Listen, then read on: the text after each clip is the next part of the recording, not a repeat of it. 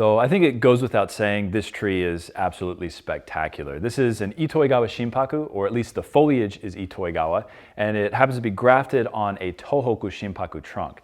So for those of you guys who don't know, Tohoku is a far northern region of Japan, and the junipers that tend to be collected there will often have very chunky, less striated deadwood than you would see on, say, the Itoigawa, the natural Itoigawa that's collected in the Niigata prefecture a little further south. Now, based on the foliage that's grafted on here, this particular cultivar of Itoigawa, to me, it looks like it comes from Mr. Iura's nursery, which is in Obuse, not far from Nagano, just based on the color and the texture of that foliage. So it was likely collected up north, brought south, grafted, and then eventually imported into the United States. So, it goes without saying that it's an honor to have a piece of material like this come through the doors here at Eisei-en, even if only for a short period. And all we're doing in the workshop with this tree today is getting the foliage back in tip-top shape. It was a little bit over-pruned before, so I'm just going through and removing some of those areas that had died back and kind of browned out a little bit. And we're just really sort of developing the padding of the tree once again, or returning it to its former glory. So, like I said, it's only here for a short period, but wanted to show you guys what we're working on in the workshop this week. And obviously this guy is top dog in Eisei-en right now.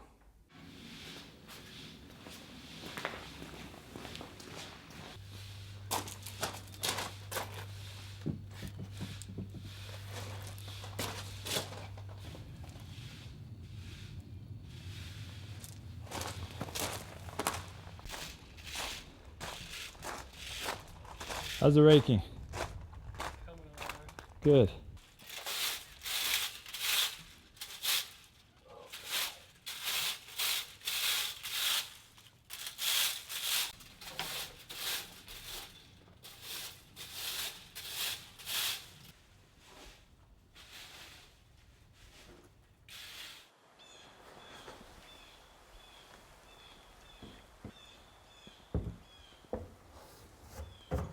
So a couple weeks ago, I actually did a video on how I built this tokonoma here. And of course, I figured putting it online would get a lot of interesting and kind of weird comments about it. But one of the main themes that I heard was that we should have covered up the lower section. There's a beam or a post that's actually holding up the tokonoma kind of right in the middle so that it doesn't collapse when we put heavy trees on it.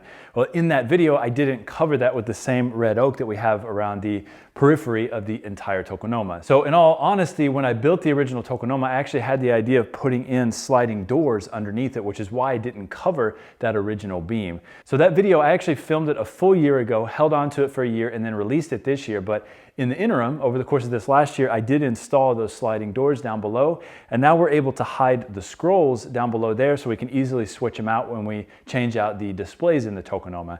So I thought, for the fall season right now, this was a fitting display. We've got a Kashima Japanese maple here that is on an Ibigawa stone from Japan, and then behind me here, the scroll says, "Falling leaves dancing in the wind," or something along those lines. I'll have to double check with my wife. She's the one who translated it. But in any case, I thought this was kind of fitting for the fall season here.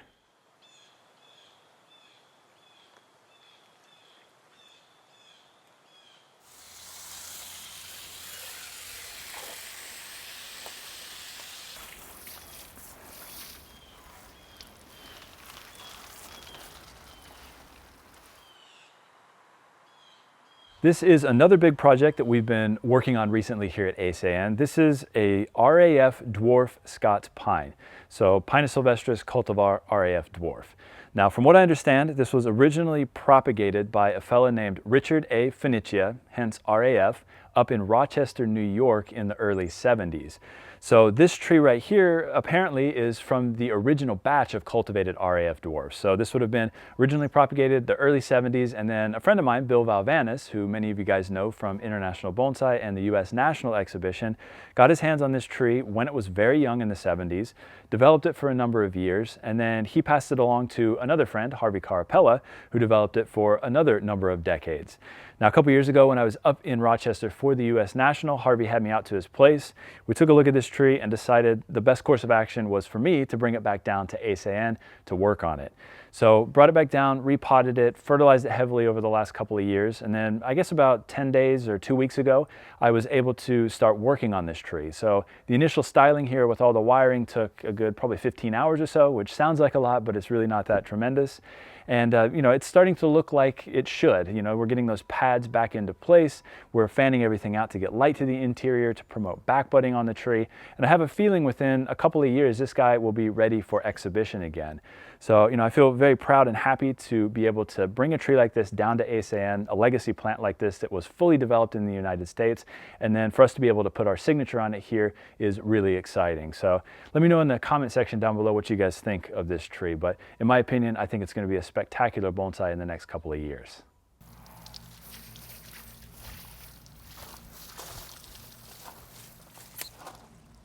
Back, Momo, back. Go back. No, no.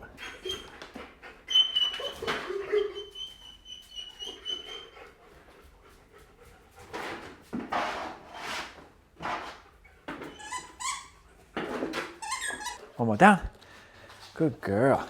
So we had to get Momo spayed earlier this week. That's why she's got this goofy cone on her right now. She's done really well though. I think she's basically back to normal at this point. But we got to keep the cone on her for a few more days until she fully heals up, and then we can let her back outside at that point. Okay, okay, okay. Calm down. Calm down. No, calm down. Shh, calm down. Calm down.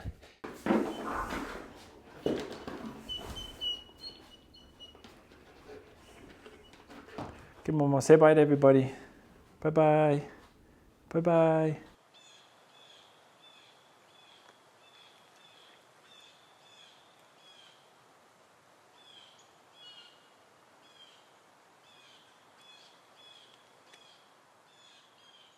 So we had a few trees arrive yesterday. These are client trees. This is something that, you know, every time the weather changes here in Tennessee, we get a big influx of customers wanting us to style up their trees. So a couple of my good clients brought their trees up yesterday, actually in a U-Haul trailer. We unloaded them here, and I was really surprised at the quality of the material. We've got Japanese black pine, a Rocky Mountain juniper, 2 one-seed junipers, and a western juniper down there at the end. So over the next few weeks, we're going to be getting into the styling of all of these guys, but wanted to show you what they look like once they come right off of the trailer before we actually put them out into the nursery on the benches. There we go.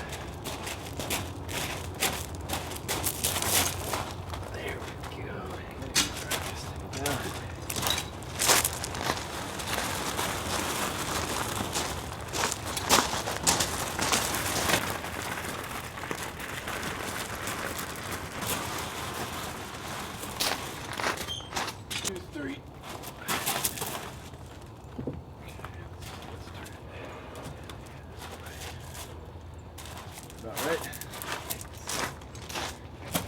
1, 2, 3. Oh!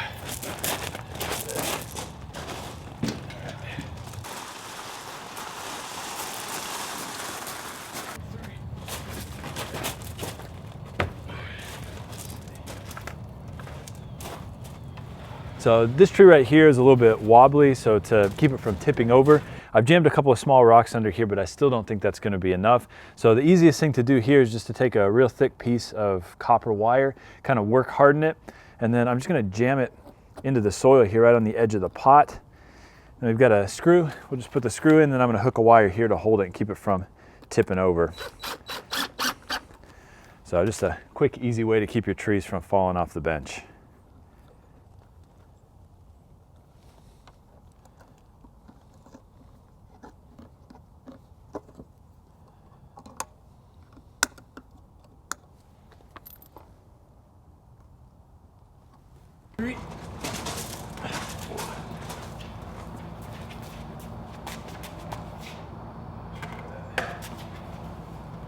Take these guys out. Let's put those under here, and then we'll take 1 or 2 of these and set it actually on top of it. This way, going down that way along the back, so it lifts it this way and forward. Okay. All right. I'll lift it up. Alrighty. That one should be in. And then those are on the back side. Tilt it this way, see if that works. Grab that longer, the longer one with the cut angle.